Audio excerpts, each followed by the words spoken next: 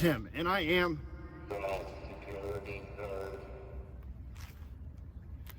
that's right, I'm the security nerd. Thanks, God. Welcome to my channel. Hopefully you enjoyed the video about to be presented. Go ahead and subscribe. Go ahead and hit the notification bell. And go ahead and watch the welcome video as well. It'll explain the whole channel and the mask. Thanks for watching. Enjoy the video. So today I'm going to talk about something that is not new to what I do. As I'm sitting here at the home, I get a message from a potential customer. And 9 times out of 10, it's worded differently, but it's all the same. Probably 90% of my customers, when they first reach out, they ask me how much. What's the cost? The range from lowest to highest. And they usually state something like, well, I don't want to waste your time if it's too expensive. Now, as a security camera company, I have a couple of choices that I can do. I would have the choice to install kits or a pre-designed camera system, or I can completely design a system based upon the homeowner, their needs, their wants, their expectations, the homeowner's house specifically, each individual need of each camera in the specific position that camera will be in, and so on and so forth. So 2 options.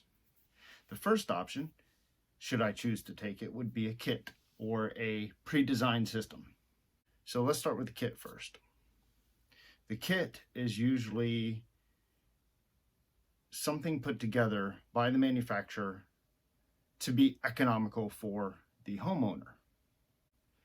You have residential kits and you have professional kits or commercial grade kits. The residential kit is something you can go to the big box store and purchase yourself. You can install it yourself. So usually a residential brand usually houses a little bit cheaper components, such as your processor, the ability to process the resolution of the camera. It's usually a cheaper chip set, which means in the overall grand scheme of things, that kit would be cheaper than a commercial grade product.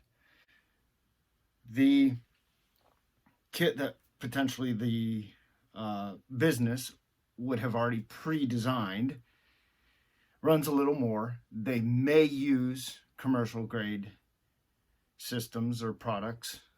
Some do, some don't.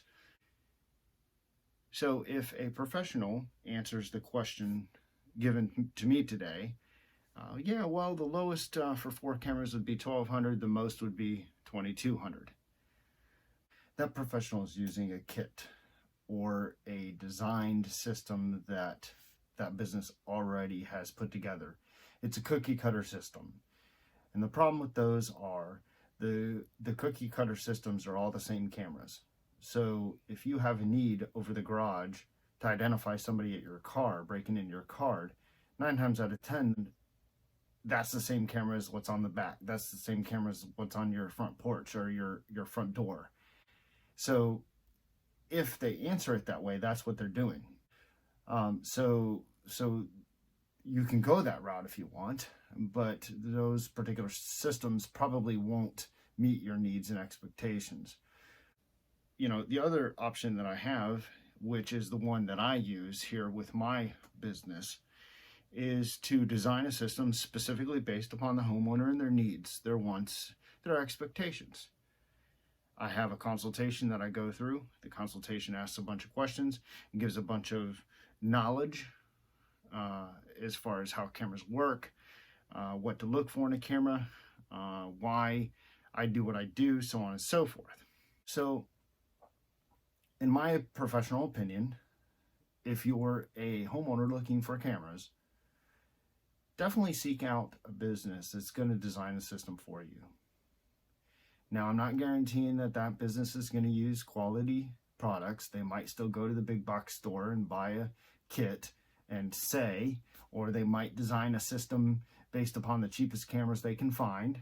I'm not saying that they're going to be perfect, but chances are that those cameras are going to do what you need them to do, and they're going to meet your need.